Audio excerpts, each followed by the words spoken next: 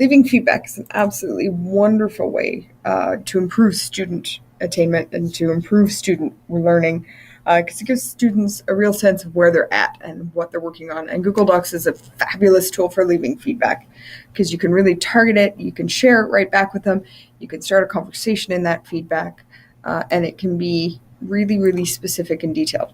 So, for example, I have this doc that I made, and I can highlight a section, let's say right here. I'm going to highlight something and I'm going to hit this comment button. And I can leave myself a comment, or if I was a student, I'd be leaving it for a student. I could say, great example of commas in a series.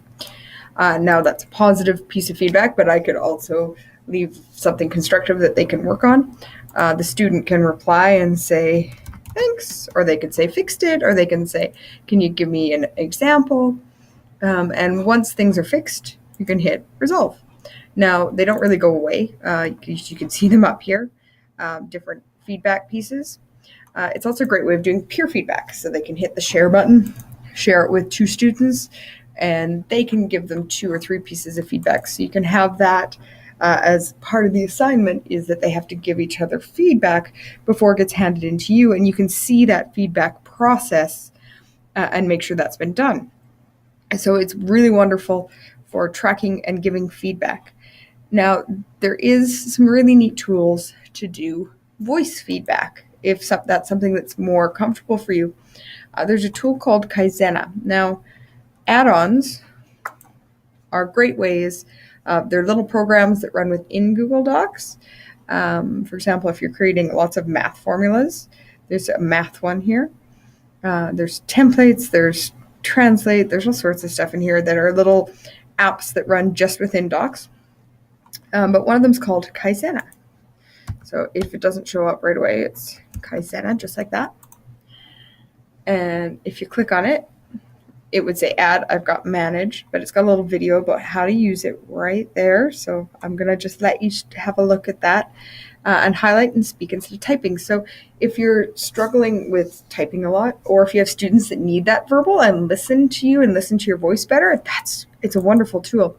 Once it's loaded, it lives here in add-ons, and you can go to Kaizena Mini, and it opens up this little bar on the side and allows you to give feedback. I can pick who I'm giving feedback to, see who's in it. That's really fun. And I'm giving feedback. So I'm selected. I have to continue. Give new feedback. Now I can enter a skill. I can leave a voice. I can leave a link. This is where I can actually record and say, I'm leaving voice feedback. I can do all sorts of things. I could say maybe the skill that I'm looking for is grammar here. Maybe, oh, look at that. It's got all sorts of things. Maybe it's a thesis statement. I'm going to say it's imagery. And then it just lives in that. And the other person that has it can hit play and listen. So it's kind of neat that you can use OpenKaizen. And it even gives you instructions on how to make that work. And so I am going to delete that.